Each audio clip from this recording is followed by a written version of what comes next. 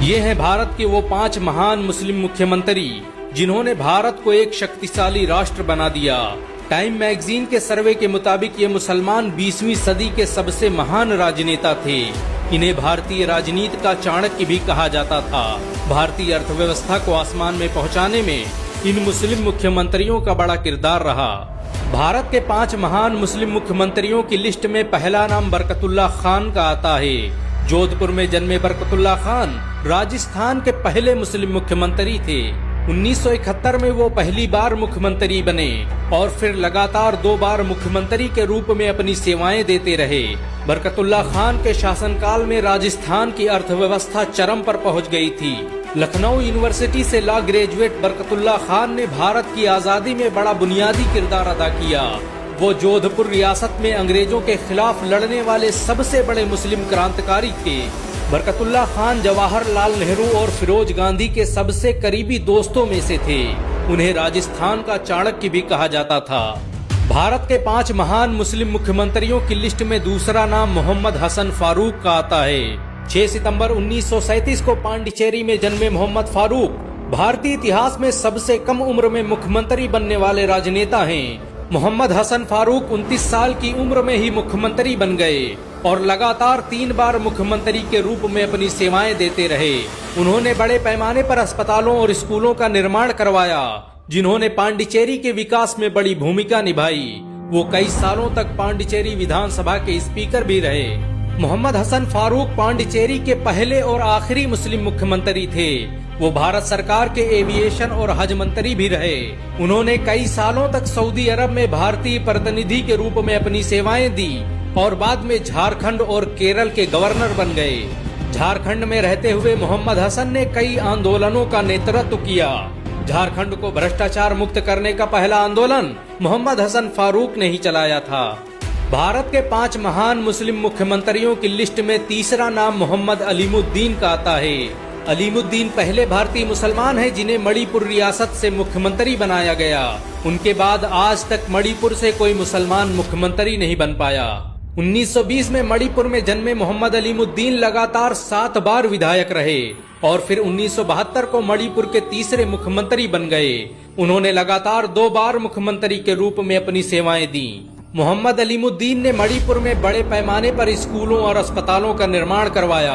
उन्होंने ही मणिपुर के पहले मेडिकल कॉलेज की स्थापना की थी। मणिपुर में बनने वाली पहली यूनिवर्सिटी का निर्माण मोहम्मद अलीमुद्दीन ने ही करवाया था। मणिपुर लॉ कमीशन और मणिपुर पब्लिक सर्विस कमीशन की बुनियाद भी अलीमुद्दीन ने रखी थी। मोहम्मद अलीमुद्दीन को आर्किटेक्ट ऑफ मणिपुर भी कहा जाता है। उन्होंने अपने छोटे से शासनकाल में मणिपुर को आसमानों में पहुंचा दिया। उनके बाद आज तक मणिपुर में कोई मुस्लिम मुख्यमंत्री नहीं बन पाया। बहुत कम लोग जानते हैं कि अलीमुद्दीन केंद्र शासित मणिपुर के पहले मुख्यमंत्री भी थे।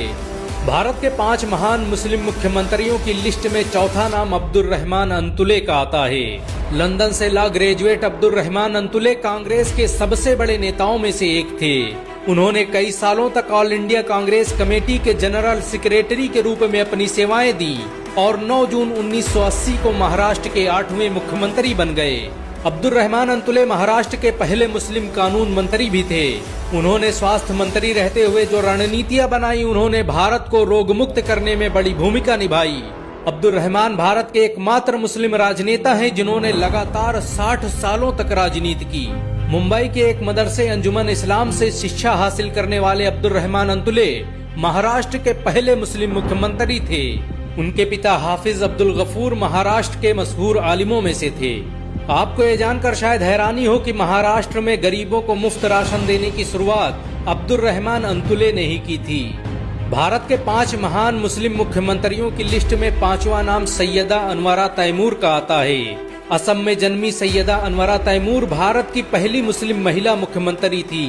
वो भारत की पहली मुस्लिम महिला थी जिन्हें लगातार 2 बार राज्यसभा भेजा गया। अलीगढ़ मुस्लिम यूनिवर्सिटी से ग्रेजुएट सैयदा अनवरा तैमूर ने कई सालों तक शिक्षा मंत्री, वित्त मंत्री और हज मंत्री के रूप में अपनी सेवाएं दी और फिर 6 दिसंबर 1980 को असम की 8वीं और भारत की पहली मुस्लिम महिला मुख्यमंत्री बन गई। उनके शासनकाल में असम की जीडीपी अचानक आसमान छूने लगी। सैयदा अनवरा ने असम में बड़े पैमाने पर अस्पतालों और स्कूलों का निर्माण करवाया।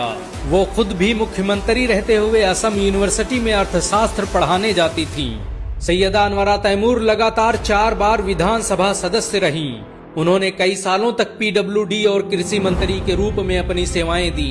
2011 में सैयदा अनवरा तैमूर कांग्रेस छोड़कर मौलाना बदरुद्दीन अजमल की ऑल इंडिया डेमोक्रेटिक पार्टी में शामिल हो गयीं। देश के लिए इतना सब कुछ करने के बावजूद भी असम की मुख्यमंत्री रही सैयदा अनवरा का नाम एनआरसी की लिस्ट से बाहर कर दिया गया। इन सब के अलावा भारत में बहुत से मुस्लिम मुख्यमंत्री रहे जिन्होंने इस देश के लिए अपना सब कुछ कुर्बान कर दिया। भारत में 10 से अधिक ऐसे राज्य हैं जहां आज तक कोई मुस्लिम मुख्यमंत्री नहीं बना। देश के सबसे बड़े राज्य उत्तर प्रदेश में भी आज तक एक मुसलमान मुख्यमंत्री नहीं बन पाया।